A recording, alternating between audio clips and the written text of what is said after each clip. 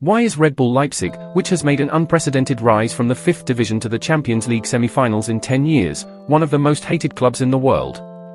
Here is the controversial history of Red Bull Leipzig, seen as one of the biggest threats to football. Anyone who claimed that East Germany had been looted after unification could hardly be said to be exaggerating. The same was true for football. Giants and legends such as Magdeburg, Energie Cottbus, Dynamo Berlin, and Chemie Leipzig, who had even won European Cups, were relegated to the 3rd division overnight. The loss-making closure of East Germany's state-owned enterprises following a disastrous privatization policy led to a deep economic crisis in the region, and clubs such as Stahl Riesa, Vorwurst Berlin, Stahl Brandenburg, and Stahl Eisenhüttenstadt went bankrupt as millions emigrated to the west.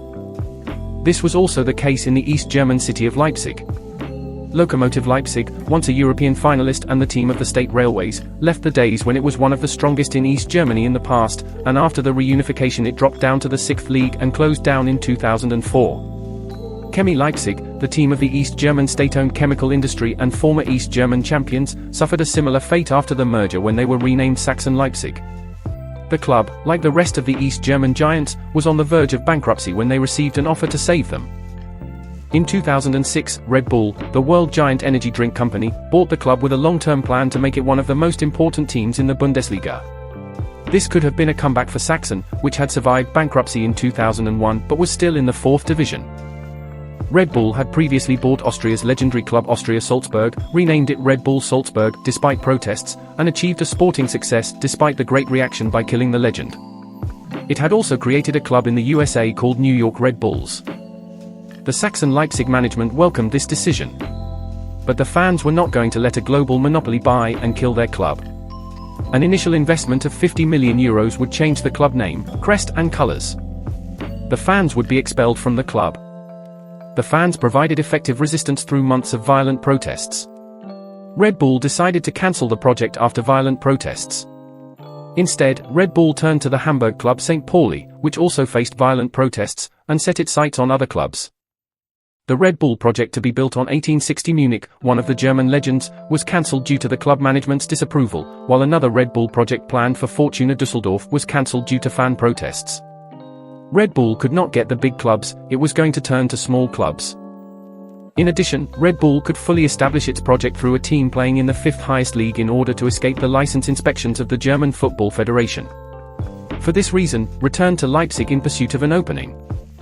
Red Bull decided to rebuild the project through a team from the small town of Markranstadt, just south of Leipzig. For many years, Turbine Markranstadt had existed in the lower leagues as a team linked to the energy and car industry of the East German state. The majority of the supporters of this 5th division club, which was not a significant force in East German football, gave their approval to the project. Turbine would die by selling its license rights to Red Bull, and the new club would move to Leipzig, a city with improved transport facilities and a 50,000 capacity stadium. On May 19, 2009, the club was founded under the name Rasenballsport Leipzig, despite the German Football Federation prohibiting clubs from being established under a commercial company name. The logo was directly copied from the company. With this move, Red Bull overcame the federation's advertising barrier. In its first season, Red Bull Leipzig played at the 5,000 capacity stadium in Markranstadt, and in addition, it acquired the naming rights to Leipzig's 47,000 capacity Zentralstadion, starting efforts to settle there in the future. Red Bull Leipzig made a series of significant restructuring moves after it was announced that the club would be highlighted as the main project team of the company, replacing Red Bull Salzburg, while being promoted to the 4th league known as the Northern Regional League in its first season. Red Bull Leipzig settled in the Zentralstadion with a capacity of 47,000, and the name of this stadium was changed to Red Bull Arena. The first match at Leipzig's new stadium was a friendly match played against Schalke 04 in front of 20,000 spectators. In addition, significant changes had been made in the club's administrative and technical staff. Nevertheless, the expected success did not come, and Red Bull Leipzig finished the season with an average of only 4,000 spectators without being promoted to the league. As they were doomed to the same fate in the following 2 seasons, they rolled up their sleeves. Ralf Rangnick, one of the greatest football figures in German football, was appointed as the sporting director of the club. A few years ago, Rangnick had turned the village team Hoffenheim from the 9th league into one of the key teams in the Bundesliga. The project was tailor-made for the clubs. The Rangnick effect was evident from the very first season. Red Bull Leipzig secured promotion to the 3rd league by defeating Sportfreund Lotte in the playoff final while gradually starting to build the Bundesliga squad. The first arrivals were Yusuf Poulsen and Joshua Kimmich. With the club securing a Bundesliga 2 ticket for the following season, players like Luca Klostermann, Marcel Sabitzer, and Emil Forsberg joined the team. In the winter transfer period of 2014 to 2015, Leipzig spent more than the total of all other Bundesliga 2 teams combined. Despite all these expensive transfers, Red Bull Leipzig's goal of reaching the Bundesliga was achieved in the following season, when Ralf Rangnick stepped down as head coach. That season, players like Willi Orban, Davy Selk, and Marcel Halstenberg also joined the team. As a result, Red Bull Leipzig, founded in 2009, achieved its main goal by rising from the 5th league to the Bundesliga in just 7 years. However, many fans did not want this multinational corporate structure, which manipulates the regulations and displaces historic clubs, to be accepted into the Bundesliga. The emblem, colors, name, and entire identity of the 90-year-old Austrian giant Austria Salzburg club have been erased. Red Bull management described the dismantling of a legendary club and the creation of a brand new corporate club as inspiring. The animosity towards Leipzig has intensified even further.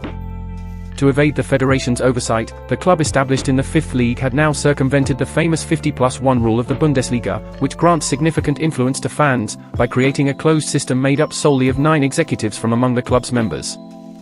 The system was so exclusive that it required paying thousands of euros monthly to obtain membership, and despite this, the company executives had the authority to remove outside members.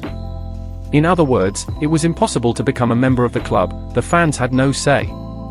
Only the interests of Red Bull were prioritized.